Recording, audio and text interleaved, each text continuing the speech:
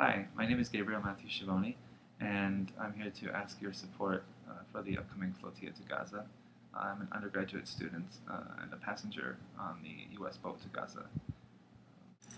I work with local humanitarian and human rights organizations that operate along the U.S.-Mexico border and are also involved with Palestine solidarity work. I've been fortunate to work with groups here in Arizona such as No Mas Muertes, No More Deaths, Jewish Voice for Peace, and Students for Justice in Palestine. Through this work, I've also collaborated with MIT professor and writer Noam Chomsky and South African Archbishop Desmond Tutu. It is for this amazing work that I am going on the next flotilla to break the siege of Gaza.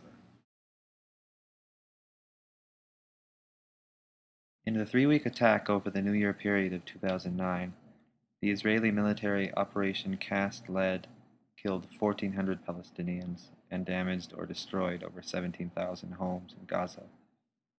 The Israeli blockade has subsequently prevented new building materials from entering the territory, leaving Gazans to live among the rubble.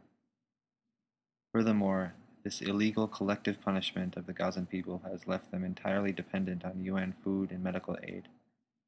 It is for these inhumane and illegal conditions that the flotilla emerged as an appropriate international civil action to enforce human rights. Flotilla 2 is part of an ongoing effort to establish a civilian-run sea line to Gaza to challenge US-backed Israeli policies of closure, blockade, and siege over the Palestinian territory. The effort is meant as a form of direct, civil nonviolent resistance to these policies, and also a way of providing humanitarian assistance in the process. Out of 9 sea voyages since August 2008, 5 have successfully reached the Gazan coast, and 4 have been violently thwarted by Israel. The latest attack was on last year's flotilla, where Israel conducted a raid in the dead of night that killed 9 international civilians, injured dozens, kidnapped hundreds more, and seized the flotilla's 10,000 tons of humanitarian aid. The positive outcome of last year's flotilla was that it caused world leaders to denounce the Israeli blockade as unsustainable, forcing Israel to slightly loosen it. And although there is still much work to be done, last year's flotilla showed that international civil actions like this can have significant, even unprecedented effect.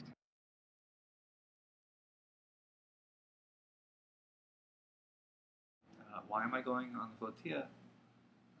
I'm able to go, and as a U.S. citizen, I have the resources to do it. It really is the simply decent thing to do. The U.S. has the role of enabler of Israeli crimes. So U.S. citizens doing this sort of work, lending their personal weight and influence, can have meaningful effects, however small seeming, to end death and suffering on the ground.